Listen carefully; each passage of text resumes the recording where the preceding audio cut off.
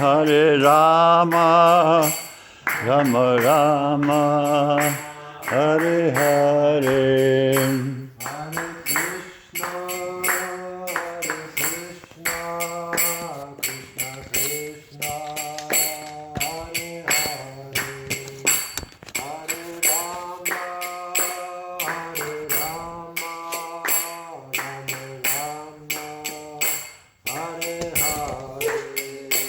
Hare Krishna, Krishna Krishna, Hare Hare, Hare Rama, Rama Rama, Hare Hare. Hare Krishna, Krishna Krishna, Hare Hare, Hare Rama, Rama Rama, Hare Hare. Hare Krishna, Krishna Krishna, Hare Hare, Hare Rama, Ram, Hare Hare. Hare Krishna, Krishna Krishna, Hare Hare, Hare Ram, Rama Ram, Hare Hare.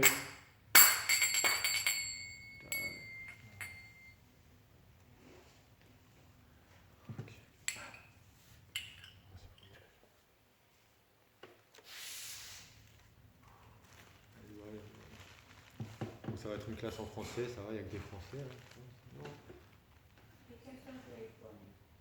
Who can translate? Tu speak Portugais? Bah, tu vas traduire? Non mais vas-y, fais en français, il y a plein de français. Ok. J'ai choisi un verset du Sri Chaitanya Charitamrita pour aujourd'hui.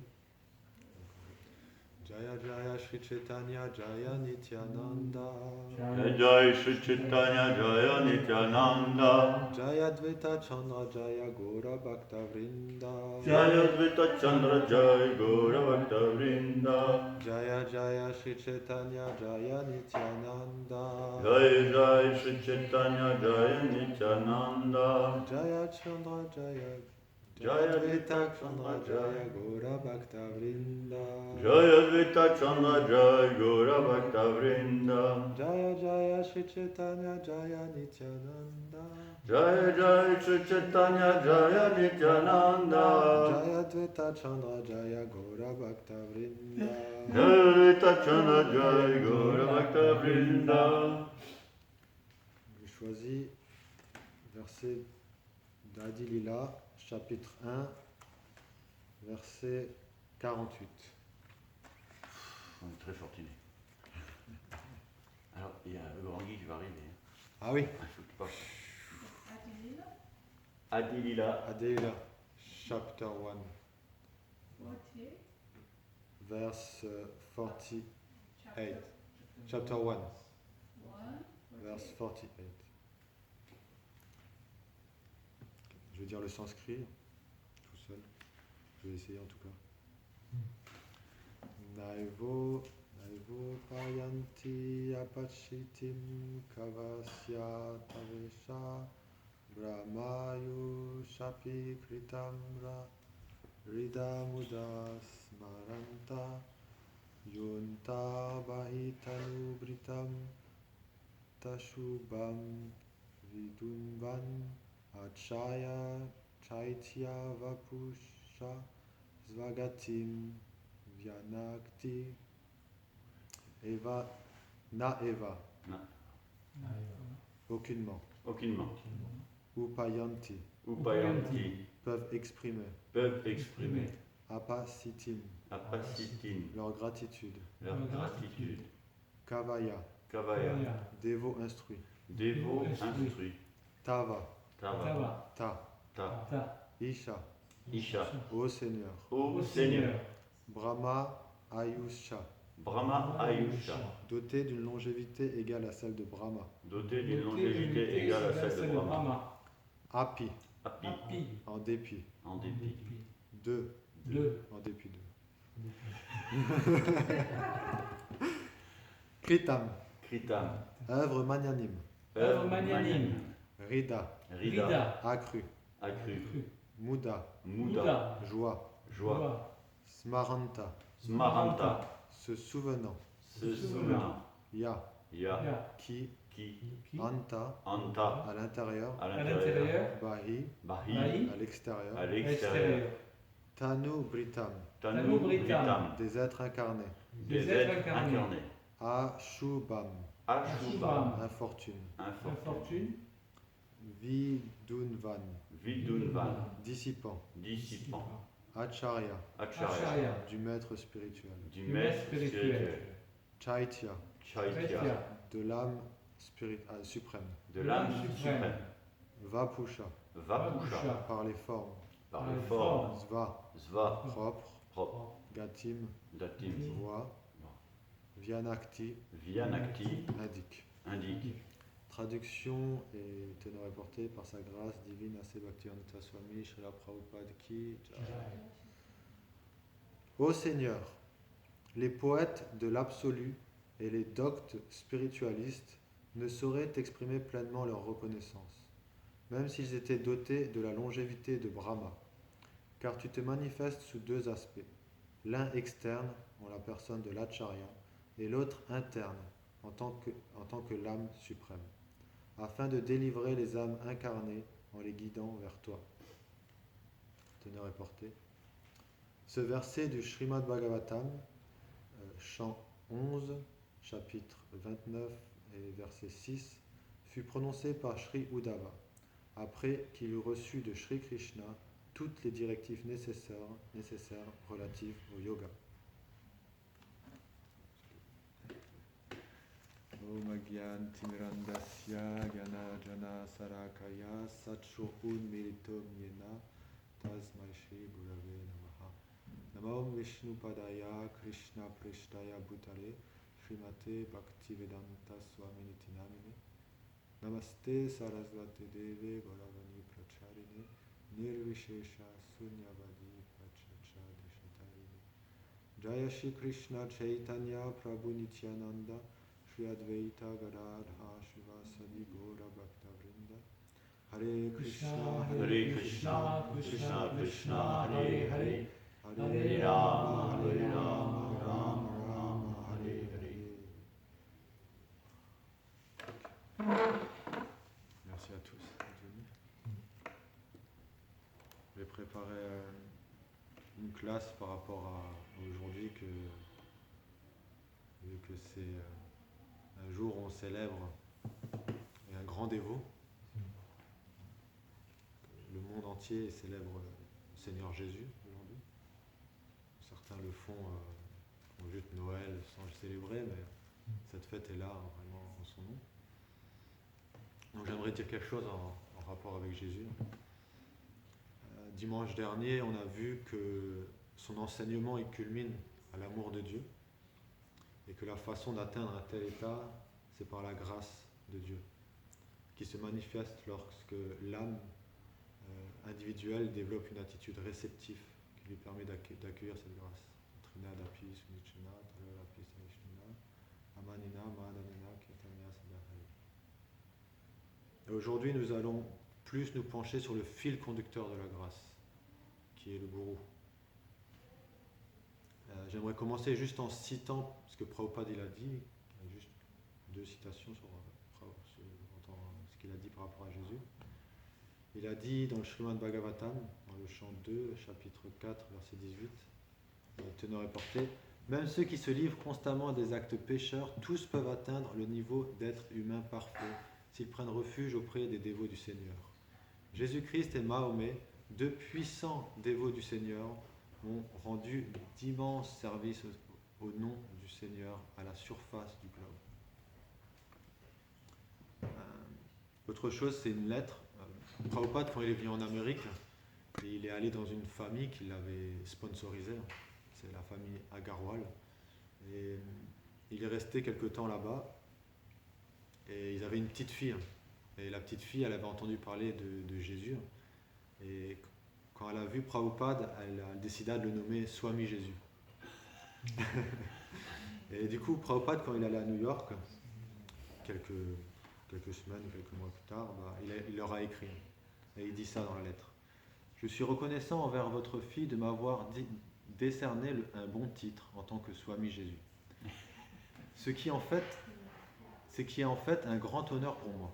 Parfois le Seigneur parle à travers un enfant innocent, et je prends cet honneur comme envoyé par le Seigneur Jésus, à travers un enfant innocent, libre de toutes les formalités de la société. Le Seigneur Jésus a prêché le message de Dieu, et j'ai repris la même mission.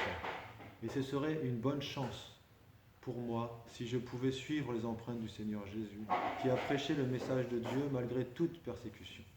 Le Seigneur Jésus est un exemple vivant de la façon dont on doit souffrir dans ce monde matériel, simplement pour prêcher le message de Dieu. Quand quelqu'un demandait à Srila Prabhupada, que pensez-vous de Jésus? Quelle est votre idée de Jésus? Prabhupada y répondait, le Seigneur Jésus, il est notre gourou, il est notre maître spirituel. On lui offre tout respect.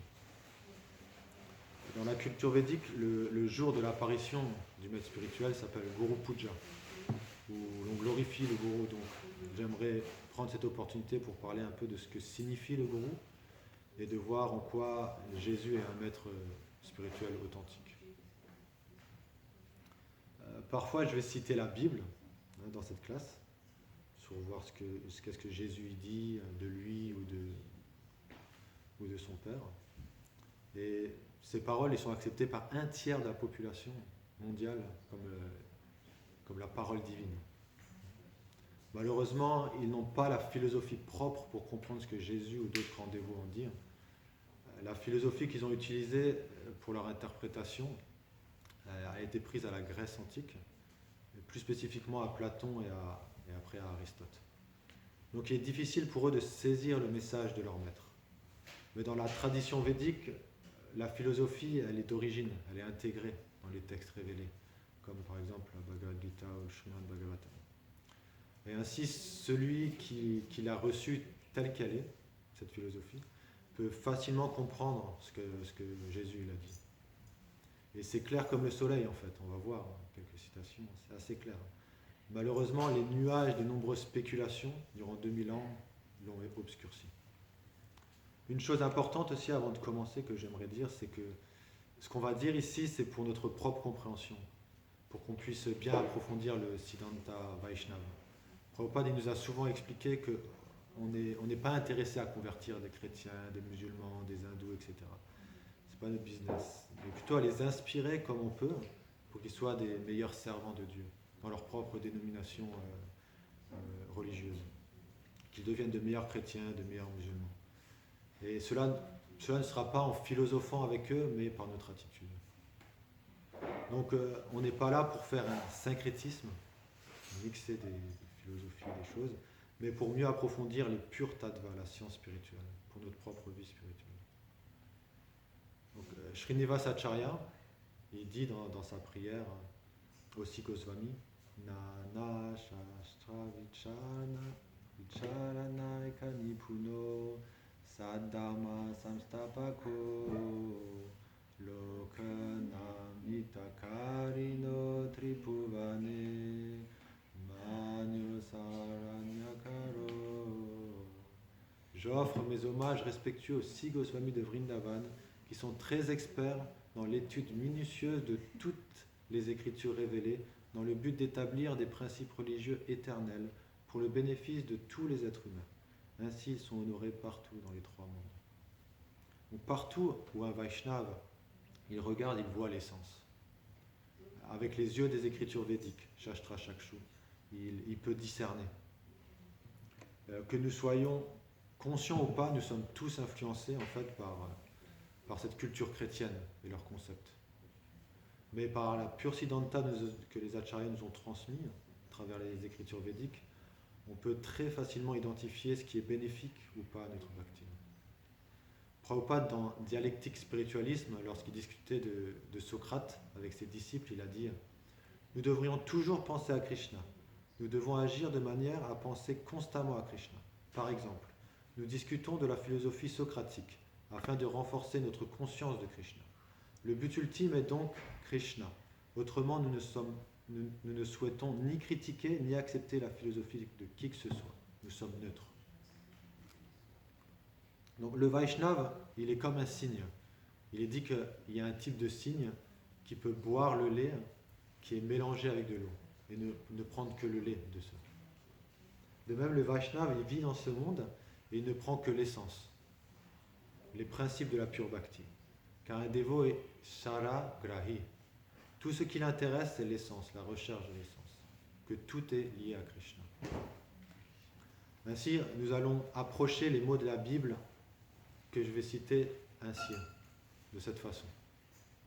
Donc revenons déjà à notre verset du jour. Dans ce verset qui vient du Srimad Bhagavatam, il est expliqué que le Seigneur se manifeste à l'intérieur en tant qu'âme suprême et qu'il est Chaitya Guru et à l'extérieur, sous les traits de son pur dévot, il est le Diksha Guru, le Shiksha Guru ou l'Acharya. Ainsi, il se manifeste pour nous ramener à lui. Donc, il est important de comprendre qu'est-ce que le Guru, qu'est-ce que l'Acharya, qu'est-ce qu'un maître spirituel authentique. Avant tout, un tel maître prend lui-même refuge d'un gourou authentique. Et Jésus nous a montré aussi ce principe en prenant initiation de Jean le Baptiste avant de commencer sa mission de prédication. Et l'Acharya est celui qui montre l'exemple parfait. Il enseigne non pas juste par la parole, mais par tous ses actes. Il montre l'exemple de la finalité des Écritures dans tout ce qu'il fait, en fait, dans toutes ses interactions. Dans une classe à New York, chez Prabhupada, il a dit en 1966, « Partout les pas des Acharyas sont suivis, tout comme dans votre pays. Vous suivez les traces du Seigneur Jésus-Christ. Oui, c'est ainsi, ou n'importe quel Acharya. Parce que les Acharyas viennent ici pour nous enseigner la conscience de Krishna, ou la conscience de Dieu. C'est leur business, ils n'ont pas d'autre business. Cela est un véritable Acharya. Si quelqu'un prétend « je suis Dieu », alors il est un grand fou et un imbécile. Rejetez-le immédiatement. Celui qui enseigne le message de Dieu est Acharya. Dans les écritures védiques, il y a aussi dit Avaishnavo Guru Nasyat, Vaishnava Sva Pako Guru. La chose primordiale et la plus importante, c'est que le gourou doit être un Vaishnava, un dévot du Seigneur. Ensuite, le gourou est versé dans les écritures sacrées. Il a réalisé la conclusion des écritures sacrées, des écritures révélées. Et ainsi, il est abandonné au Seigneur. Gyanavan Mam Prapadyante. Il offre tous ses sens et son mental au Seigneur des sens, qui est Krishna, maître des sens. Rishikena, Rishikesha, Sevanam, Bhakti Uchyate. Il est donc un Goswami, ses sens sont contrôlés. Et il peut accepter des disciples à travers le monde. Sarvyam, Apimam, Pritivim, Sashyat, qui dit dans le nectar de l'instruction, premier verset. Jésus nous a aussi montré cet exemple. Après avoir pris l'initiation de Jean le Baptiste, il alla dans le désert et il jeûna pendant 40 jours. Au 40e jour, il y a Satan qui est venu. Qu'est-ce qu'il représente, Satan? Le monde matérialiste. Ouais, Maya, en fait. Donc, et il est dit dans la Bible que Jésus eut faim à ce moment-là. Et Satan a dit à Jésus, si tu es le Fils de Dieu, ordonne à ces pierres de se transformer en pain. Et Jésus rétorqua, l'Écriture déclare, l'homme ne vivra pas de pain seulement, mais de toute parole que Dieu prononce. Ainsi, Jésus contrôla l'urgence de sa langue et de ses sens. Comment? En choisissant Dieu avant tout. Car il comprenait sa réelle nature. Je suis une âme spirituelle, je ne me nourris pas du pain de ce monde. Je ne suis pas fils de la chair, mais de mon Père céleste. Je me nourris de sa grâce, de sa parole. Après, Satan, il essaya de jouer un tour à Jésus. Il l'a mis en haut d'un temple. Et il a dit, ok, tu n'es pas le fils de la chair, donc saute et tu seras protégé. Et Jésus répondit, il est encore écrit, tu ne mettras pas à l'épreuve le Seigneur, ton Dieu. En gros, il dit, certes, je ne suis pas fait de chair, mais mon Père céleste m'a mis dans ce véhicule de chair. Donc mon devoir n'est pas d'aller à l'encontre de l'arrangement de Dieu, mais plutôt de faire sa volonté avec. Ça, c'est Yukta Vairagya, le principe de Yukta Vairagya. On utilise ce que le Seigneur nous a donné dans son service et rejette ce qui va à l'encontre de son service d'amour. Alors Satan, il l'emmena tout en haut d'une montagne, très haute montagne, et lui fit voir tous les royaumes du monde. Et il lui dit, tout cela je te le donnerai si tu te prosternes pour m'adorer. Et Satan là essaya de corrompre Jésus, en lui donnant de jouir de ce monde. Sa logique c'était, ok, Ce corps t'est donné par Dieu, donc utilise-le. Prends avantage de tout ce que le Seigneur a créé dans ce monde. Prends-y plaisir, je t'offre le monde. Alors Jésus dit, arrière Satan, car il est écrit, c'est devant le Seigneur ton Dieu que tu te prosterneras, et c'est lui seul que tu adoreras. En gros, Jésus il dit, je suis le servant éternel de Dieu, je suis venu pour faire sa volonté, pour le servir, et non pour gratifier mes sens. Et à ce moment-là, Satan, il a disparu. Ainsi, lorsque les tentations viennent dans notre vie, nous devons humblement prendre refuge dans les Écritures et dans les dévots du Seigneur. Et ils vont nous encourager, nous enthousiasmer à nous abandonner à Krishna et à submissivement chanter le Saint-Nom, en se rappelant que nous sommes ses servants éternels. Et ainsi, notre mental se purifiera, et où il y a un sincère abandon à Krishna, Mayal n'est plus là. Donc on peut voir par cet épisode que Jésus contrôla ses sens et son mental, et toute autre tentation de gloire qu'offre ce monde, en prenant refuge dans la parole divine. Et ceci est la marque d'un gourou authentique. Mais alors, qui donc Jésus dit-il être dans la Bible ? Lors du dernier souper, Jésus il a dit à ses disciples, « Je suis le chemin, je suis la vérité et la vie. Nul ne vient au Père que par moi. » Et ici, Jésus nous enseigne que seul par la miséricorde du gourou peut-on venir à Krishna. Car le gourou est la voie vers Dieu. Le gourou nous enseigne que la science spirituelle, Tadvidi Pranipatena, et le gourou est la vie du dévot, car il est sa connexion avec Krishna. À un autre moment, Jésus va encore plus loin et dit « Moi et le Père, nous sommes un ». On pourrait croire qu'ici, Jésus se prend pour Dieu, mais pas du tout. Nous devons savoir qu'il a aussi dit « Pourquoi m'appelles-tu bon ? Personne n'est bon si ce n'est Dieu seul. » Ou encore « Je vais vers mon Père, car mon Père est plus grand que moi. » Et il a aussi dit « Je vous le dis en vérité, le Fils ne peut rien faire par lui-même. »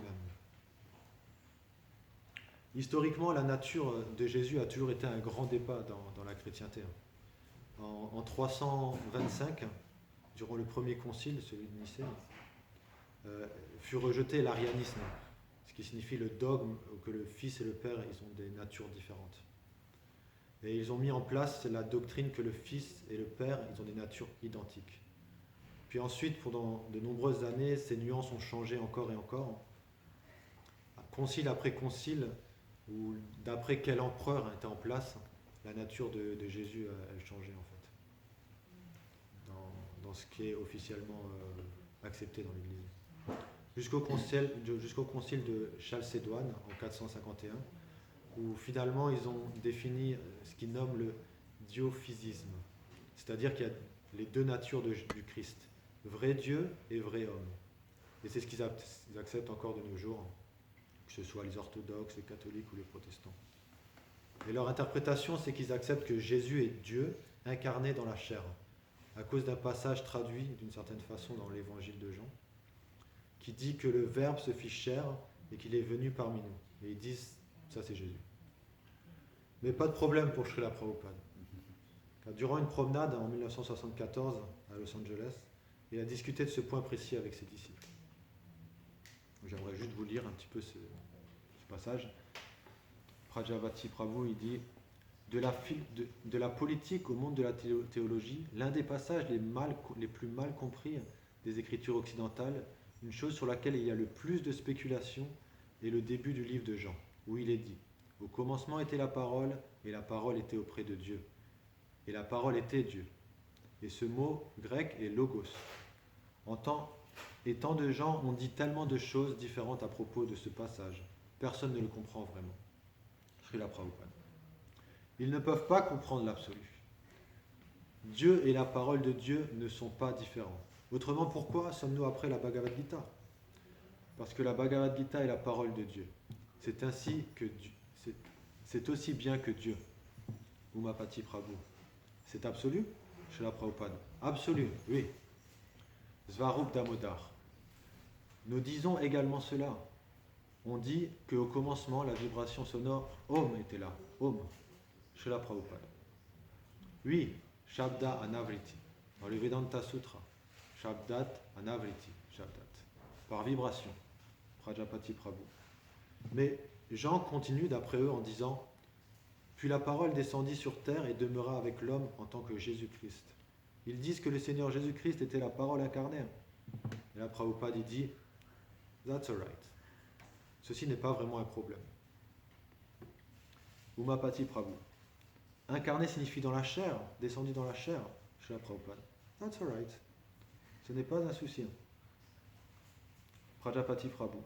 De notre point de vue conscient de Krishna, cela signifie-t-il qu'une personne qui est Jagadguru, qui vit pleinement les shastras, est donc non différent de la parole de Dieu? Srila Prabhupada. Oui, oui. Parce qu'il suit les paroles de Dieu. Par conséquent, il n'est pas différent des paroles de Dieu. C'est pratique. Tout comme un avocat, lawyer, en anglais, n'est pas différent de la loi, law. C'est pour cela qu'on l'appelle lawyer. Avocat. Voilà, passage fini. Donc Srila Prabhupada nous dit que celui dont la vie est conforme aux paroles de Dieu, celui qui porte la parole divine, celui-ci est de même nature que Dieu. Car il ne forme qu'un avec les paroles de Dieu. Et Prabhupada nous a souvent donné cet exemple du câble de cuivre qui est connecté à la centrale électrique. Ce cuivre-là ne sera plus cuivre, mais il sera pure électricité. Et si vous ne le croyez pas, touchez pour voir. J'aimerais lire maintenant un autre passage de la Bible. À un moment, Jésus, parlant à Dieu à propos de ses disciples, dit « Maintenant ils savent que tout ce que tu m'as donné vient de toi, car je leur ai transmis fidèlement le message que tu m'avais confié. Ils l'ont reçu. Bientôt je ne serai plus dans le monde, car je vais à toi. Mais eux, ils vont rester dans le monde. Père Saint, garde-les par le pouvoir de ton nom, celui que tu m'as donné, pour qu'ils soient un comme nous le sommes. » Donc juste une parenthèse ici, parce que c'est un passage intéressant. Il est dit que Jésus a dit que le saint nom du Père lui fut révélé. Il dit ça.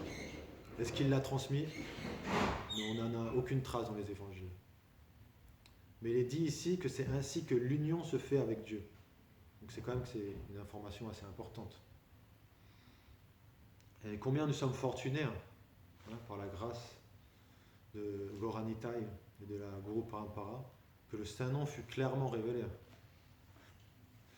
Et ainsi, nous pouvons toujours être en contact avec Dieu, purifier notre conscience et développer notre relation avec lui. Et qui d'autre que Srila Prabhupada? Ce qu'il a fait, personne d'autre l'a fait dans l'histoire du monde. Il est venu disséminer dans le monde entier cette grâce divine, ce cadeau inestimable du Seigneur. Quel est-il? Hare Krishna, Krishna Krishna, Hare Hare, Hare Rama, Rama Rama, Hare Hare. Et le passage continue après. Jésus il continue à parler à son Père.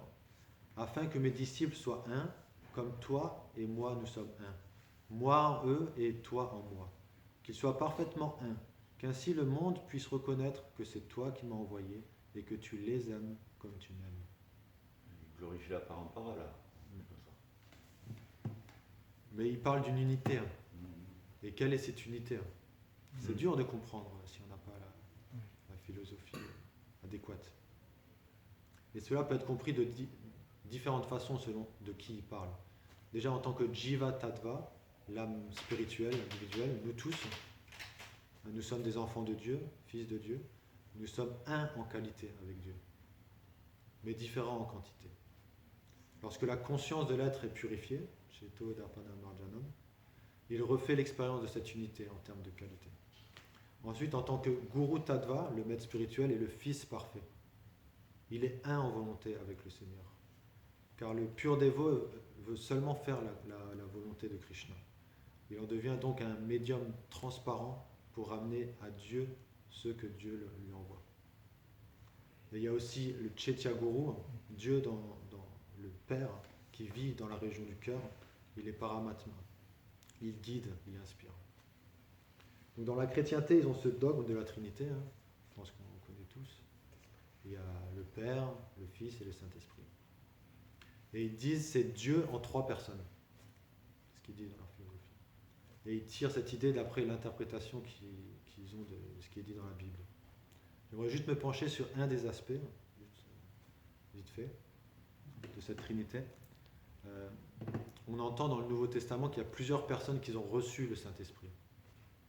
Il est dit que Jean le Baptiste, il fut rempli du Saint-Esprit depuis le ventre de sa mère. Il est dit que Siméon, que le Saint-Esprit lui révéla le Messie, l'envoyé de Dieu, qui rencontrera Jésus. Et il est dit aussi que Jésus, quand il fut initié par Jean le Baptiste, le Saint-Esprit est descendu sur lui et le conduisit dans le désert. À un moment, Jésus, parlant à son disciple Philippe, dit « Les paroles que je vous dis, je ne les dis pas de moi-même. C'est le Père qui vit en moi, qui fait lui-même ses œuvres. » Et à un autre moment encore, Jésus dit à ses disciples « Quand on vous conduira dans les synagogues ou devant les magistrats et les autorités, ne vous inquiétez pas de la manière dont vous vous défendrez, ni de ce que vous direz. En effet, le Saint-Esprit vous enseignera au moment même ce qu'il faudra dire. » Comment comprendre cela? Lisons un peu ce que Srila Prabhupada nous dit. Dans le Srimad Bhagavatam, le chant 3, verset 9 et chapitre 38, dans la teneur reportée, Prabhupada nous dit « Lorsqu'un être désire servir Dieu d'un amour absolu, le Seigneur l'aide de nombreuses façons en tant que le Chaitya Guru, le maître spirituel intérieur, de sorte que le Bhakta peut alors accomplir nombre d'exploits dépassant l'entendement matériel. Par la grâce du Seigneur, même un profane peut composer des prières de la plus haute perfection spirituelle. Une telle perfection ne se limite nullement aux aptitudes matérielles de l'individu, mais se développe sur la base des efforts sincères qu'il déploie dans le service divin. » Un peu plus clair, dans une conversation avec ses disciples sur la philosophie d'Origène, Srila Prabhupada dit « Oui, c'est ce que nous appelons Bhakti Marga. La vérité absolue se manifeste sous 3 aspects, Brahman, Paramatma et Bhagavan. Bhagavan est l'aspect personnel. Et l'aspect Paramatma peut être comparé au Saint-Esprit, lorsqu'il est situé dans le cœur de chacun. Et le Brahman se trouve partout. Dans une discussion, dans une conversation avec George Gulen, qui a été enregistré, Srila Prabhupada dit « Nous l'appelons l'âme suprême. Cela est Dieu. L'idée est aussi là dans le christianisme, le Saint-Esprit. L'âme suprême est l'âme ordinaire. Nous, entités vivantes, nous sommes des âmes ordinaires. Et Dieu, dans son aspect omniprésent, il est l'âme suprême. » Dans une lettre à un de ses disciples, Shivananda Prabhu, Prabhupada lui dit « Concernant la Trinité chrétienne, je crois qu'elle s'appelle Dieu, le Saint-Esprit et le Fils. La personne dans la conscience de Krishna accepte cela sous les noms de Vishnu, Paramatma et Jiva. Dieu est une personne. Le Saint-Esprit, ou l'âme suprême, est une personne. Et l'entité vivante est aussi une personne. » Donc c'est un. Personne. Il apparaît donc, d'après ce qu'on a entendu là, que le Saint-Esprit, c'est ce qu'on appelle le Paramatma, ou l'âme en sanskrit, ou l'âme suprême. Ce qui est assez intéressant, c'est qu'en grec, le mot Saint-Esprit, c'est Parakletos. Parakletos, Paramatma. C'est quoi Clétos? T'as pas l'info? Non, mais eux, ils l'appellent l'avocat. On pourrait dire c'est un peu le témoin, l'avocat. Donc ainsi, il y a le Père Krishna, dans son aspect Chaitya Guru, il nous guide de l'intérieur et il se manifeste en son pur dévot, le Fils, le Diksha Guru, le Shiksha Guru, pour enseigner et instruire ceux qui veulent revenir à lui. Donc le thème du Guru Tattva est très mystique, il est très profond. Dans le même chapitre que j'ai cité, là, le premier chapitre du Chaitanya Charitamrita, Adi Lila, dans le verset 58, il est dit « Puisque nous ne pouvons pas visuellement faire l'expérience de la présence de l'âme suprême, il apparaît devant nous comme un dévot libéré. Un tel maître spirituel n'est autre que Krishna lui-même. » J'aimerais vous lire maintenant un extrait d'un article de Bhaktisiddhanta Sarasvati Thakur, publié dans l'Harmoniste, intitulé « Les associés de Sri Chaitanya ». Là, il nous dit « Sri Chaitanya est la personne divine lui-même. Ses associés partagent sa nature divine. Les 6 formes divines doivent être adorées si l'intention est d'adorer Sri Chaitanya. Les Panchatattva, ils sont 5 normalement. Pourquoi 6? Oui, mais lui, Donc il continue, il explique, il dit « Le gourou est l'un de ses constituants. Il faut recevoir l'initiation de sa part. Il faut aussi être instruit par lui. En tant qu'enseignant, le gourou a 2 formes. Il guide de l'intérieur. Il apparaît également comme un guide et un instructeur existant en dehors. » Il continue. Le gourou, là il faut s'accrocher, le gourou est l'incarnation de la manifestation de la divinité pour la pure, réceptive essence spirituelle du disciple. Tu peux répéter. Tu peux répéter. Le gourou est l'incarnation de la manifestation de la divinité pour la pure, réceptive essence spirituelle du disciple. Le gourou est le récipient réel et originel de la vérité. Il communique son savoir au disciple. Le disciple est une particule trop petite pour pouvoir recevoir par lui-même toute la vérité. Il est capable de le recevoir grâce au pouvoir du gourou. Dans un autre article, Bhaktisiddhanta Sarasvati, intitulé Sri Ramanujacharya, il nous dit « Le gourou est Dieu lui-même. Il n'y a pas de distinction de catégorie entre le gourou et le Seigneur suprême, mais seulement une distinction de fonction. Le gourou est la divinité se manifestant comme son propre serviteur. Le service de Sri Guru est donc identique au service de Dieu.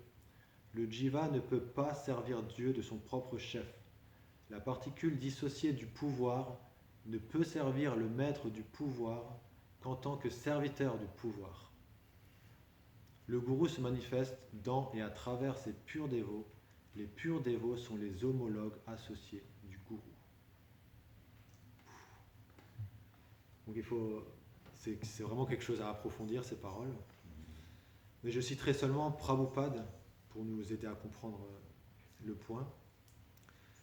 Il écrit, Prabhupada, dans l'enseignement de la Reine Kunti au chapitre 26, la différence entre les deux, entre les deux, Dieu et le gourou, et celle qui existe entre Sevya Bhagavan, celui qu'on adore, et Sevaka Bhagavan, celui qui adore. Le maître spirituel est Dieu, et Krishna est Dieu. Mais Krishna est le Dieu digne d'adoration, tandis que le maître spirituel est le Dieu adorateur. Il est expliqué aussi dans le Padma Purana que regarder le maître spirituel comme un homme ordinaire, c'est comme regarder la murti et croire qu'elle est faite que c'est juste de la pierre. Et donc cela fait partie de l'offense Goror Avagya, la troisième offense au sein. Donc au final, le gourou il est un. Krishna est le gourou. Et Krishna il prend plaisir à être intimement lié à son pur dévot et à lui offrir tout crédit en tant que gourou. C'est ainsi que Krishna il veut apparaître. Et combien nous sommes endettés envers le maître spirituel. Parce que le Chaitya Guru dans le cœur, il ne va jamais aller à l'encontre de notre libre arbitre. Il va toujours parler moins fort que notre mental. Et nous l'entendrons que lorsque notre désir pour le servir sera plus fort. Et ainsi, les Écritures ils expliquent que l'âme dans ce monde est nitya bada, éternellement conditionnée. Donc quel est notre espoir d'entendre le Chaitya Guru? Parce que notre désir n'est pas vraiment de servir. Donc notre espoir c'est Sri Guru. C'est la grâce immotivée du Seigneur. C'est le Guru. Il est tellement miséricordieux, il vient et il défie notre mental athéiste. Il dit « Rascal, bande de fripouilles, pourquoi tu ne veux pas servir le Seigneur? Quelle est ta raison ?» Et il nous offre la possibilité de nous réformer. Il est venu nous sauver de notre propre stupidité. Ainsi le gourou vient et il nous délivre de l'ignorance. Avidya vinasaya yate. Tu es un servant de Krishna et il nous donne la pratique spirituelle, le sadhana. L'inspiration et la force spirituelle, bala. Donc notre dette, elle est éternelle envers le maître spirituel. Il est notre éternel bienfaiteur. Il est notre véritable ami. Tous les matins, on chante Shri Guru, Karuna, Sindhu, Adama, Jana. Donc très facilement, on peut mal comprendre le Guru Tattva, soit en sous-estimant le maître spirituel ou alors en surestimant. Et par rapport à ça, j'aimerais raconter un incident qui est arrivé dans l'ISKCON en 1970. Certains sannyas prêchèrent ceci dans les centres ISKCON. Prabhupada est Dieu, il est Krishna. Sans comprendre que Prabhupada est Dieu, notre chant est inutile. Les dévots qui ont entendu cela, ils ont tout de suite appelé Srila Prabhupada au téléphone et ils lui ont expliqué. Et Prabhupada il a répondu, ils ont commis la plus grande offense. La plus grande offense. Et Prabhupada il les a bannis d'ISKCON, ces sannyas. Plus tard, bien sûr, après s'être repentis et qu'ils ont mieux compris, Srila Prabhupada leur a donné l'opportunité de revenir. Ils ont demandé à revenir et Prabhupada a accepté. Donc on peut voir par cet épisode que le pur dévot, agissant en maître spirituel, il est tellement un représentant si transparent de Dieu qu'il peut être difficile de dissocier pour ceux qui ont vraiment expérimenté sa miséricorde et sa puissance. Et sans que l'on soit bien éduqué, nous pourrions prêcher mon maître spirituel est Dieu. Mais nous sommes fortunés parce que Srila Prabhupada il nous a bien éduqués dans ce paradoxe. Et tous les matins, il nous a demandé de chanter Sakshadari Dvenasana Sasastra Uktastatas Bhavyata Eva Sadvi Kintu Praborya Priya Eva Tasya Vande Guru Shri Charanarayindam. Le maître spirituel doit être honoré au même titre que le Seigneur suprême, car il est son serviteur le plus intime. Ceci est reconnu dans toutes les Écritures révélées et suivi par toutes les autorités. C'est pourquoi j'offre mes respectueux hommages aux pieds parés au lotus d'un tel maître spirituel, qui est un véritable représentant de Sri Hari Krishna. Yasya Prashadat Bhagavat Prashado Yasya Prashadan Nagati Kutopi Vyayam Stuvam Stasya Yashashi Sandhya Vande Guru Shri Charanarayindam. Par la miséricorde du maître spirituel, on reçoit la bénédiction de Krishna. Sans la grâce du maître spirituel, on ne peut progresser. Par conséquent, je devrais toujours me souvenir et louer le maître spirituel. Ainsi, la position et la fonction du maître spirituel sont assez claires. Mais nous devons aussi être conscients que puisque nous sommes dans le Kali Yuga, beaucoup essayent d'usurper cette fonction du maître spirituel. C'est pourquoi Jésus, il a dit de se méfier des faux prophètes, des faux gurus. Il a dit, il y a tellement de loups déguisés dans des peaux de brebis qui viennent exploiter et dévorer. Les gens qui sont déguisés en religieux, en hommes saints, en hommes saintes, mais qu'est-ce qu'ils enseignent et comment ils se comportent? Jésus, il a dit, vous pouvez juger un arbre à ses fruits. Ceux qui vivent par l'exemple, ils enseignent la compassion, le pardon, la maîtrise de soi, le dévouement, l'humilité, l'abandon et l'amour à Dieu, ils sont les vrais enseignants. Ceux qui ne vivent pas et n'enseignent pas, ceux-là, ils nous exploiteront. Et Srila Prabhupada explique la même chose tant de fois. Il nous a dit, on ne voit pas un saint selon ce qu'il a l'air, mais d'après ce qu'il enseigne. Evam parapraptam. Un vrai gourou, c'est celui qui parle parampara. Prabhupada, par exemple, a donné la Bhagavad Gita telle qu'elle est, juste comme Dieu l'a parlé et comment les acharyas l'ont transmis, telle qu'elle est. Il n'a rien changé. Mais beaucoup de nos jours concoctent leur propre philosophie, leur propre enseignement. Ou alors ils répètent ce que d'autres personnes spéculent. Et des millions de personnes vont les suivre. Avec notre enseignement, vous allez être libéré à travers la vie sexuelle ou par des actions humanitaires ou par votre seul intellect, vous allez pouvoir atteindre la libération. Et des millions d'adeptes, ils viennent selon leur conditionnement, leur attraction à ces choses. Mais aucun acharya n'a jamais dit cela, ni aucune écriture. Mais juste parce qu'il a l'air saint ou parce qu'il a une bonne éloquence ou son livre est tellement charmant, ou alors le processus a l'air vraiment bien. Mais ou ou alors ce qu'il dit, ça m'a l'air plus agréable. C'est plus agréable, plus naturel que juste ce que vous dites, suivre des principes régulateurs.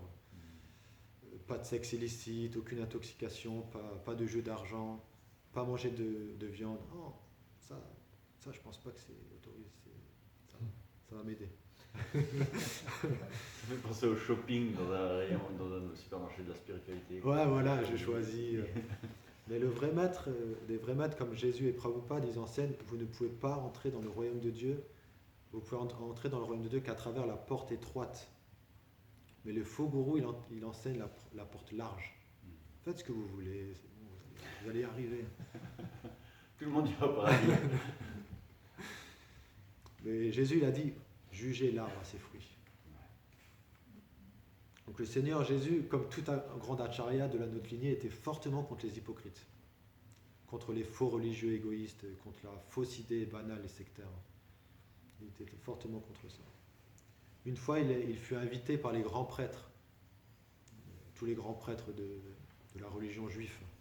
Et ils étaient en train de le critiquer, de le condamner. Il dit, tu ne performes pas les rituels, tu ne performes pas les rituels de pratique. Tu n'accomplis pas. Accompli. Tu ne fais pas en gros les rituels comme il faut.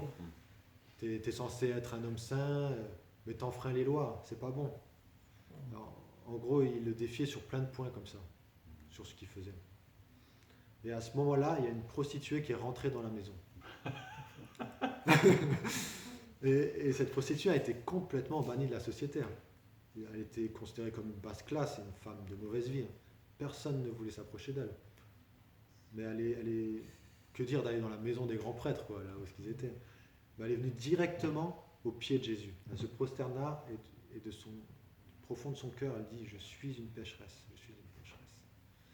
Et elle implora Jésus, elle lui dit, s'il vous plaît Seigneur, donnez-moi votre miséricorde.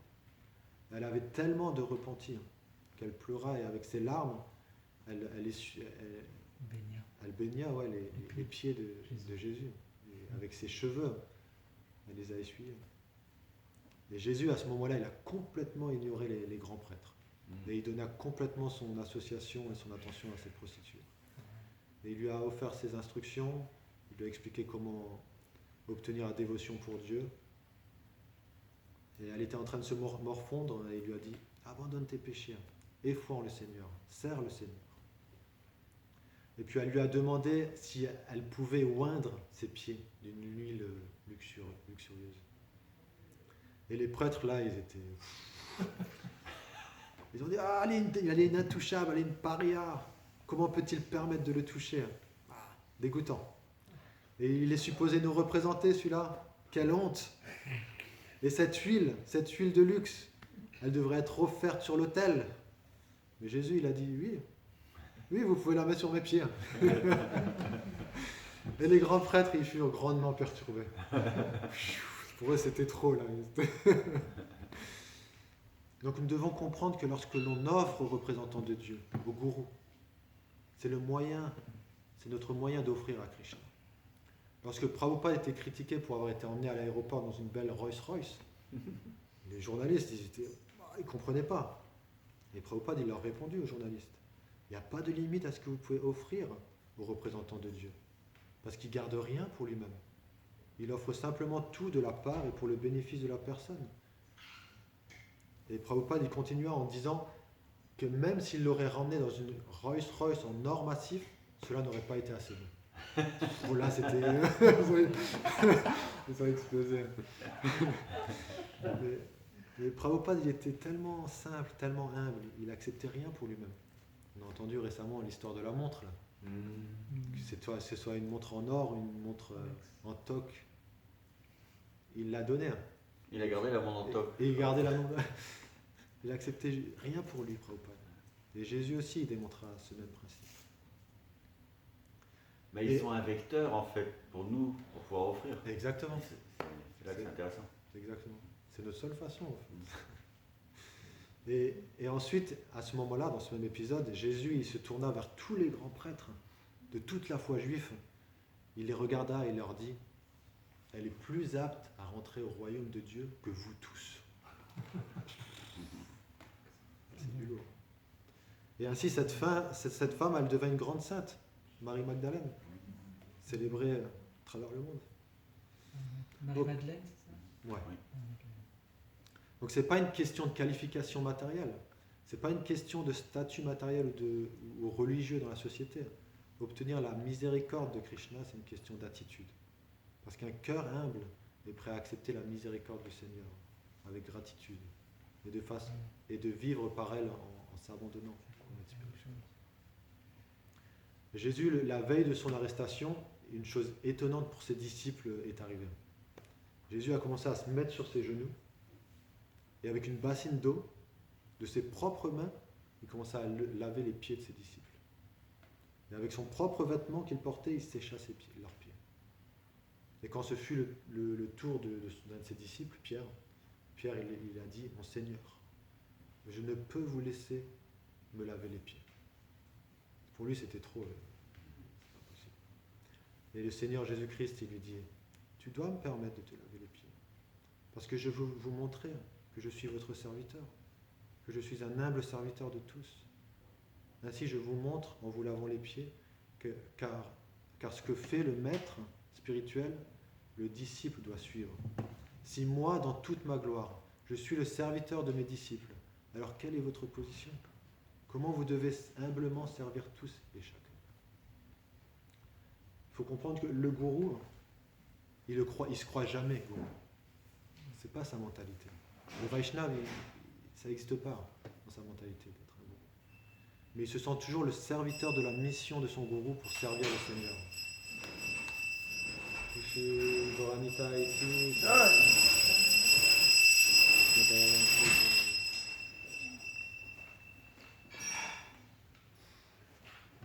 Donc le gourou, il se sent le serviteur de la mission de son gourou pour servir le Seigneur. Et pour cela, il se fait le serviteur du serviteur, du serviteur, du serviteur. Et cette attitude, elle est très chère à Krishna. Ça, c'était une des dernières instructions de Jésus à ses disciples. Après la crucifixion, par la volonté de Dieu, Jésus est sorti de la tombe et il est apparu devant ses disciples pour les inspirer. Et il leur a dit, « Mon esprit, ma grâce est toujours avec vous. Même quand vous ne me voyez pas, je suis toujours avec vous avec mes instructions et ma miséricorde, par la grâce de mon amour. » Bhaktivinoda disait, « Celui qui dit que les Vaishnavas meurent raisonne mal, car les Vaishnavas vivent encore dans le son.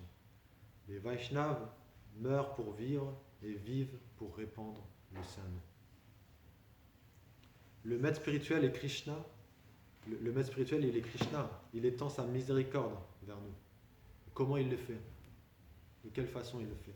Est-ce qu'il nous jette juste de la poudre magique, comme ça, là? C'est bon? Non. Il faut agripper ses pieds et jamais les lâcher. Et ça, c'est ce que Jésus a souvent répété. Il a dit, « Qui a mes instructions et les observe, c'est celui-là qui m'aime. Et qui m'aime sera aimé par mon Père. » Et nous savons, c'est très bien expliqué dans notre philosophie, qu'il y a deux façons de s'associer au gourou. Il y a Vapu, qui signifie s'associer physiquement, et Vani, qui signifie s'associer aux mots, aux instructions. Donc le maître spirituel, il vient nous ramener dans le service de Krishna. Mais nous devons coopérer. Ainsi Jésus, il a dit, « Celui qui suit mes paroles construit sa maison sur la roche. Mais celui qui entend mais ne suit pas mes paroles, il construit sa maison sur du sable, et la tempête va la détruire. » Srila Prabhupada, dans une lettre à Raja Rishi en 1977, il lui dit, « Le service personnel au maître spirituel signifie suivre ses instructions. Ma demande est la même pour tous, qu'ils suivent strictement les principes régulateurs et chantent au moins 16 tours par jour. Et autant qu'ils le peuvent, se consacrer à la prédication basée sur nos livres. » Un jour, un journaliste a demandé à Srila Prabhupada, « Qu'adviendra-t-il une fois que vous serez mort ?» Et là, on connaît tous. Srila Prabhupada, il a dit, « Je ne mourrai jamais. » Les dévots, Haribol, Haribol. Et Prabhupada, il a dit, Je vivrai toujours dans mes livres. Tu vivras toujours dans ces livres. Et vous en tirerez bénéfice. Srila Prabhupada nous a enseigné la science spirituelle complète dans la Bhagavad Gita telle qu'elle est, dans le Srimad Bhagavatam, dans le Chaitanya Charitamrita, dans le Nectar de la dévotion. Et ça, c'est notre grande fortune. Srila Prabhupada, il a offert au monde entier l'essence de toutes les instructions, de tous les écrits sacrés, de tous les plus grands maîtres, à travers ses teneurs et porteurs. Donc il n'y a aucun besoin de voir ailleurs. Mais même si nous jetons un œil ailleurs, on peut très facilement comprendre n'importe quelle écriture sacrée, grâce à la Siddhanta Gaudiya Vaishnava qui descend par la Guru Parampara. Srila Prabhupada, dans le 7e chant du Srimad Bhagavatam, chapitre 9, verset 18, il dit « En suivant les traces des grands acharyas, on s'associe aux amsa ou paramahamsa, ceux qui sont totalement libérés de toute contamination matérielle. En effet, en suivant les instructions des acharyas, on est toujours libéré de toute contamination matérielle. Et ainsi notre vie devient une réussite, car on atteint le but de la vie. »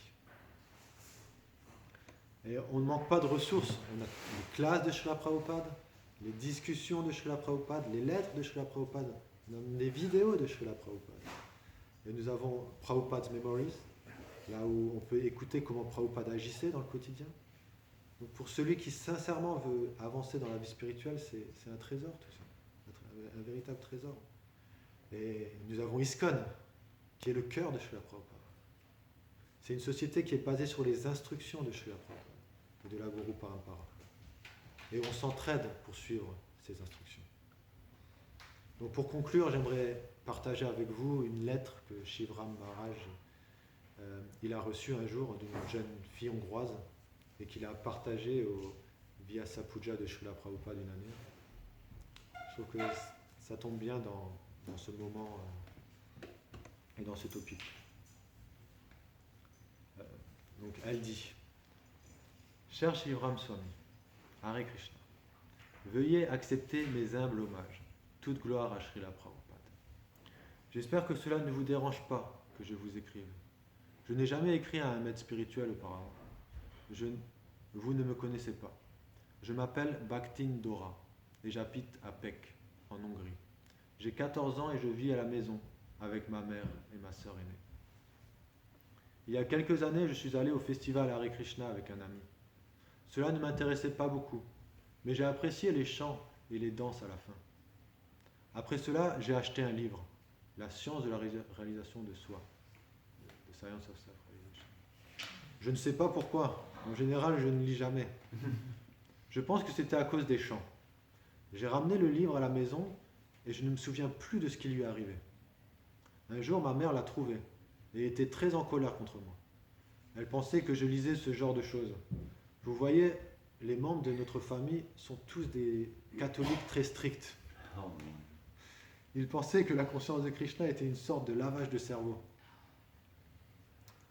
En fait, je ne lisais pas le livre. J'avais tout oublié à propos de ce livre. Mais d'une manière ou d'une autre, c'est simplement réapparu. De toute façon, ma mère allait le jeter. Ma grand-mère, qui a 68 ans, était à la cuisine à ce moment-là. Elle habite dans l'appartement à l'étage. Elle entra et prit le livre. Elle l'a regardé et m'a réprimandé très durement. Cela ne me dérange pas tellement, car j'étais dans beaucoup de maya à l'époque. Environ une semaine plus tard, j'ai entendu une conversation entre ma mère et ma grand-mère. Grand-mère disait que ce n'est pas un livre ordinaire. Elle a dit que ce que Prabhupada disait, c'est ce que Jésus-Christ avait dit, et que Krishna était Dieu. J'étais très surpris. Elle a dit que nous devrions écouter ce que disait Prabhupada et chanter Hare Krishna, parce que c'était la religion de notre époque. Puis il y a eu une grande discussion sur le fait que le christianisme n'existe plus et que personne ne suivait la Bible, mais que ce que disait Prabhupada était pur et parfait. À partir de ce moment-là, les choses ont vraiment changé. À la maison. Un jour, ma grand-mère s'est rendue au Namahat, au programme conscient de Krishna le plus proche, et a commencé à chanter sur des perles. Elle commença également à acheter les livres de Prabhupada un par un, Elle dépensait toute sa pension pour acheter ce qu'elle appelait le merveilleux Saint Bhagavatam. Parfois, elle ne pouvait se permettre de manger que des pommes de terre, mais elle continuait à acheter les livres. Les dévots sont même venus dans son appartement et l'ont aidé à mettre en place un hôtel. Quand je suis monté à l'étage, il y avait des images de Krishna partout. Cela n'était vraiment que le début. Une nuit, grand-mère a rêvé de Prabhupada. Quelque chose lui est vraiment arrivé à ce moment-là. Je ne sais pas ce que c'était, mais elle a commencé à devenir très enthousiaste. Ensuite, elle a commencé à impliquer toute la famille. Je veux dire pas seulement moi, ma mère et ma sœur, mais aussi ses 2 fils, leurs femmes et leurs 6 enfants, ainsi que ses frères, ses sœurs et ses parents. Avant, elle avait toujours sur elle une Bible et citait Jésus-Christ. Elle a désormais une Bhagavad Gita et cite le bon Seigneur Prabhupada. Elle est devenue une véritable terreur transcendantale. Tous les membres de la famille doivent chanter au moins 1 tour par jour. De plus, grand-mère a rendu tout le monde végétarien, y compris mon chien, Shikra. Et nous offrons notre nourriture à une photo de Prabhupada et du Seigneur Chaitanya. Maintenant, je sors moi aussi de Maya. Je chante et je lis un peu. Là où je vais à l'école, mes amis s'enquièrent de Krishna, car ils savent que je suis une dévote. Toute la famille va maintenant au Namahat, tous les 16. Pendant le marathon de Noël, pour la distribution des livres, nous avons tous essayé de distribuer les livres de Srila Prabhupada. Même grand-mère emportait des livres avec elle au marché et les vendait aux vendeurs. Tout le monde était effrayé d'elle, parce qu'elle est sans peur. Ils pensent tous qu'elle est devenue folle, mais elle s'en fiche. Maintenant, elle économise pour aller à Budapest, voir les divinités nouvellement installées. Elle a entendu dire que le Seigneur Chaitanya et le Seigneur Nityananda sont venus en Hongrie et ils sont adorés par les dévots. Elle dit qu'elle veut voir Dieu au moins une fois dans sa vie. Cette année, lors du festival Hare Krishna, vous parliez aux invités après le kirtan. Vous devez vous souvenir de ma grand-mère, car elle est venue s'asseoir juste à côté de vous et vous a posé tellement de questions. À la fin, quand vous vous êtes levé pour partir, elle vous a même embrassé la main. Vous vous souvenez? Je voulais aussi vous poser une question, mais j'étais timide. Puis-je vous la poser maintenant? J'espère que cela vous ne dérange pas, Maharaj. Je veux savoir quel genre d'homme était Srila Prabhupada. Il doit être si cher à Krishna pour avoir diffusé ce message partout dans le monde entier. Quels sont ces livres qui ont tant changé ma famille?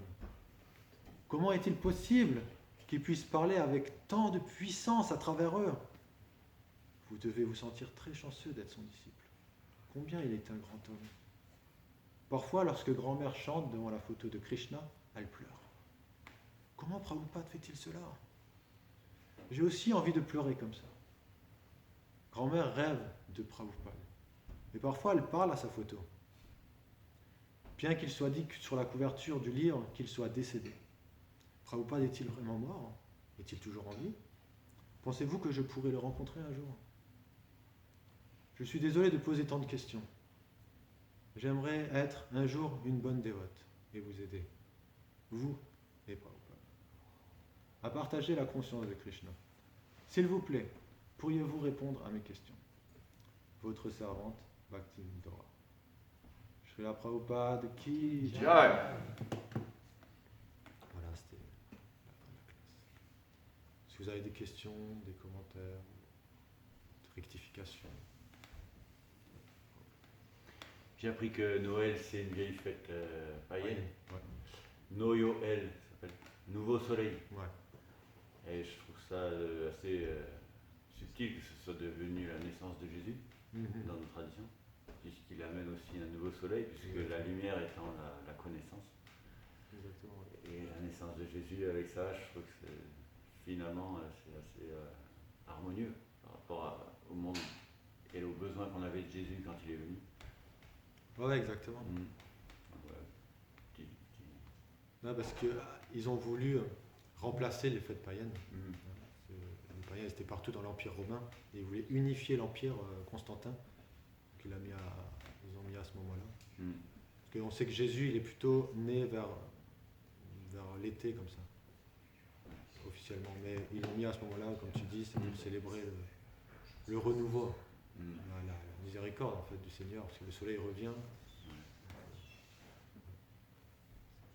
Merci Prabhu. Quelqu'un d'autre veut dire quelque chose? Et c'était quoi cette fête de Noël Noël, Ouais. bah, c'était une fête païenne qui consistait à dire que c'était le solstice d'hiver et que le soleil revenait. Parce que tout le monde était en fait des paysans. La plupart, 90%, c'était des paysans. Pour eux, c'est très important que le soleil revienne. Parce que le 21, le soleil il est stationnaire pendant 3 jours. Après, 24, il revient. Les jours, ils se rallongent. Donc c'était une grande fête, tout le monde l'a célébré. Certainement, il devrait avoir un demi-dieu qui l'adorait ou quelque chose comme ça. Et donc tu disais, c'est Constantin qui a voulu associer cette fête païenne à la naissance de Jésus. Mais plusieurs fêtes païennes comme ça, ils ont remplacé en fait des... Qui a remplacé Bah, ça a changé.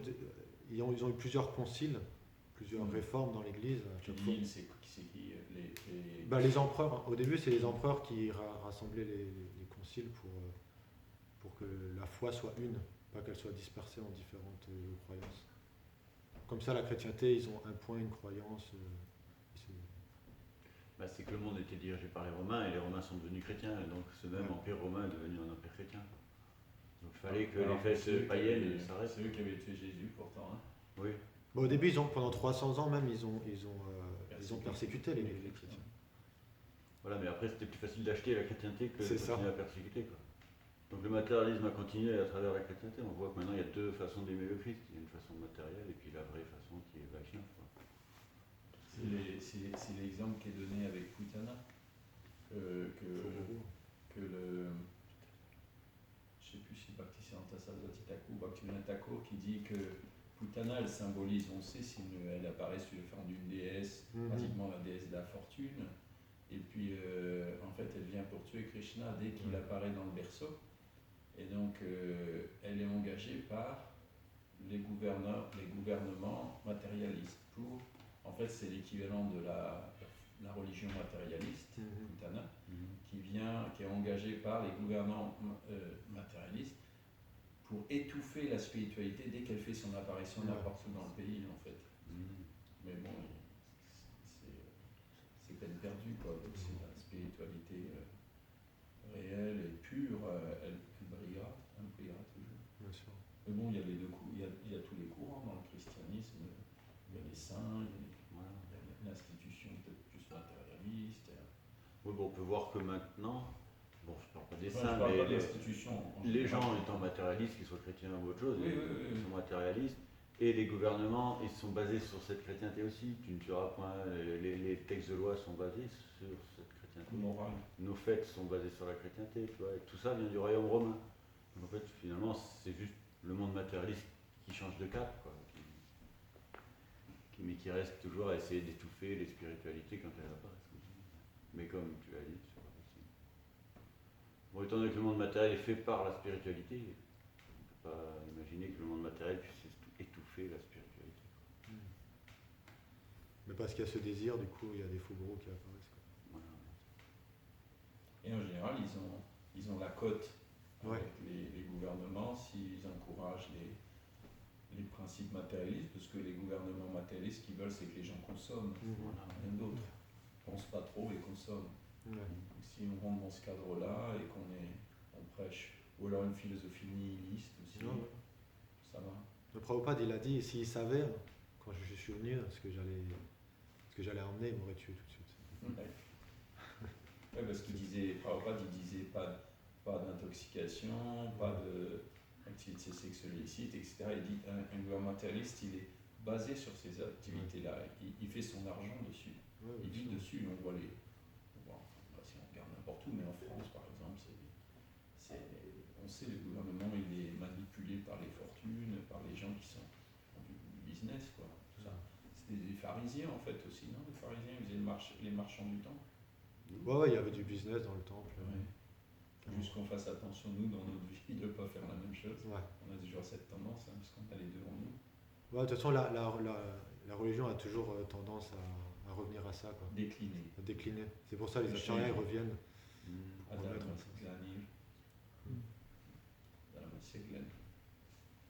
En fait, on voit, c'est dans les prophètes ou les saints, ils viennent pas, Bouddha n'est pas venu prêcher le bouddhisme, ni Jésus le christianisme ou le catholicisme, mais en fait ensuite se crée une institution qui n'est pas mauvaise, hein. Bon, même si on a l'histoire du saint qui marche sur le chemin, et puis un paysan qui voit un saint qui marche en extase sur le chemin, et donc il se prosterne un peu, et puis le saint il marche, il passe, et puis derrière lui il voit quelques pas à peine une minute plus tard, il voit Lucifer, Satan, avec son trident, et qui marche sur le même chemin, qui suit. Il dit, mais qu'est-ce que tu fais là? Il dit, je suis ce saint. Pourquoi tu suis ce saint? Il est parti créer une institution, je vais l'aider à l'assister. Donc c'est souvent ça, parce que l'institution, elle entraîne souvent le pouvoir, etc., de l'argent. Mais elle est nécessaire en même temps. Bhaktivinoda Thakur disait pour prêcher de façon organisée un mouvement, une institution. Voilà, si on voulait aucune institution, on ne pourrait même pas se réunir dans ce temple, parce qu'il faut quelqu'un qui s'occupe du temple, paye les factures, il y a un responsable, un sous-chef, un responsable. Donc, toute chose organisée. Hein. Ouais. Mais ce qu'il y a, c'est que les gens, ensuite, ils se créent des rituels, des rites, comme on a l'exemple, là, tu disais, les pharisiens, en fait, qui critiquaient Jésus, non? C'est ça, que tu ne suis pas tous ces rituels, etc. Et c'est l'Upadeshamrita, c'est trop attaché aux règles sans en comprendre le sens. C'est-à-dire qu'en fait, il n'y a plus que les rituels à la fin, et on en perd l'essence, qui est de développer l'amour de Dieu. Et en fait, on se bat après entre religions parce que les rituels sont différents. Exactement. Et donc, on voit que la différence des rituels, on oublie l'unité du fond, quoi. Ouais. C'est pour ça, le Vaishnava, il regarde l'essence, il comprend l'essence des choses. Saragrahi. Je trouve que Mohamed, il est venu pour éduquer ça. À son époque, quand il est venu éduquer justement sur l'essence. Qu'est-ce qu'on fait? On n'est pas en train de glorifier tel ou tel saint ou tel ou tel. C'est pour ça qu'il a mis un haut là. Ouais. Le problème, c'est que tu as vu, à chaque fois, ça vient trop loin de l'autre côté. Hein. C'est toujours des extrêmes. C'est pas faux, ouais. Mais justement, ce qui est marrant, c'est que les religions, il y a toujours une religion qui précède l'autre pratiquement. Et finalement, les plus farouches ennemis, entre guillemets, souvent de ces saints ou de ces prophètes qui apparaissent, de ces acharyas même parfois, on pourrait dire, c'est les gens pratiquement qui représentent leur propre tradition. Parce que justement, c'est les brahmanes orthodoxes en Inde, hein, c'est ce qui sont supposés représenter la culture védique, mais qui finalement en prennent le monopole des rituels, etc., en font un business. Ouais. Et quand il y a le saint qui apparaît, ou le prophète qui apparaît pour justement remettre en avant le fond et dire attention, on va vous écarter, c'est même pas les innocents, les païens, les plus pires ennemis de ce saint, c'est justement les orthodoxes qui sont là, qui perdent en place. Ouais, exactement. Donc, je sais pas, c'est Jésus, il a été dénoncé en fait par ces gens-là, non? En fait, il a été vendu par ces gens-là. Les Romains, je sais plus comment ils s'appelaient là. En fait, ils sont allés à Ponce Pilate pour arrêter Jésus. Mais Ponce Pilate, lui, il a même dit, je me lave les mains, c'est votre business. Voilà. Il a dit, j'ai rien à voir avec ça, c'est votre querelle entre vous. Et ils m'ont dit, voilà, il se dit le roi des Juifs, alors là, attention, ça devient politique, et attention à vous. Et c'était pareil pour Chaitanya, quand Chaitanya Mahaprabhu il est venu, c'était qui les pieds ennemis? C'était les hindous orthodoxes, qui sont allés dénoncer au Kazi, au Chankazi. Ouais, quand même. Ça se répète toujours en fait l'histoire. Même Mohamed, quand il est venu, il a été embêté par... Ouais, c'était pareil, il y avait un business à la Mecque, le mec c'était un grand business. Et en fait, il y avait plusieurs demi-dieux, et lui disait non, il n'y a qu'un seul Dieu. Donc là, ils ont dit, oh non, là, notre business il est en danger, il faut juste le tuer, quoi. Ils ont essayé de le tuer plusieurs fois. Il a dû fuir la Mecque. Mais au final, l'histoire, c'est quand on regarde de manière globale, ça résume un peu ce que tu disais. Au début, il se passe quelque chose, quelqu'un porte un message, et puis à la fin, on confond le porteur du message et le message lui-même, et celui qui porte le message après une génération, si on prend l'histoire de la France, le roi Soleil. je suis roi, mais je suis Dieu aussi en même temps. Dieu m'a mis sur terre, donc je suis Dieu, donc non, il n'est pas Dieu. Puis bon, après, j'ai besoin de quelque chose pour justifier une politique, mais comme je suis Dieu, c'est Dieu qui légitime. Et on prend ça, c'est pareil dans tous les pays. En Angleterre, la religion ne me va pas, bon, je crée ma propre branche de la religion, c'est Dieu qui m'a parlé. Quelle que soit la sensibilité, on en arrive exactement à la même chose. Ouais. Donc, on utilise la religion pour nos propres voilà, mais gratifications personnelles. c'est plus vicieux que ça, parce que comme ça se fait dans le temps, il y a quelqu'un à un moment qui commence à instaurer ça, et puis après le messager est vraiment persuadé qu'il est lui-même en fait le messager de Dieu quand il parle, parce que c'est ce qu'on lui a inculqué, c'est vraiment c'était tout ce qui était religieux qui ont mis ça en pouvoir. J'étais bien content que le roi parle au nom de Dieu, comme ça eux aussi pouvaient en bénéficier et compagnie, donc tout le clergé en France. Et au final, il y a une confusion, tout est mélangé. C'est pour ça que c'est important de savoir qui est un vrai messager. Ouais. Parce qu'il y a des qualités, dans les Écritures, tout est expliqué. Pour comment le reconnaître. Ouais. Parce que sinon, on se fait vite arnaquer. Très vite arnaquer. Mais les arnaqueurs n'en ont pas forcément conscience à la fin. C'est ça qui est le plus dangereux, je trouve. Parce qu'ils sont tellement dans une... Ils sont auto-convaincus eux-mêmes que leur message en devient sincère, et c'est pour ça qu'ils ont cette force de pouvoir nous corrompre, entre guillemets, parce qu'eux-mêmes se sont auto-corrompus, mais n'ont oublié ce fait. Et c'est ça qui fait un grand danger dans la société, c'est quand on ne se rend même pas compte en fait qu'on est perverti, qu'on pervertit les autres, presque de bonne foi. C'est bon, les gens ont quand même conscience de ce qu'ils font, mais c'est ça qui est dangereux. C'est dans l'histoire. En fait, c'est le manque de connaissances, quoi. C'est l'ignorance. On va peut-être corriger. Shri Prabhupada ki Jai, Seigneur Jésus-Christ ki Jai, Bola Premanande. Haribo.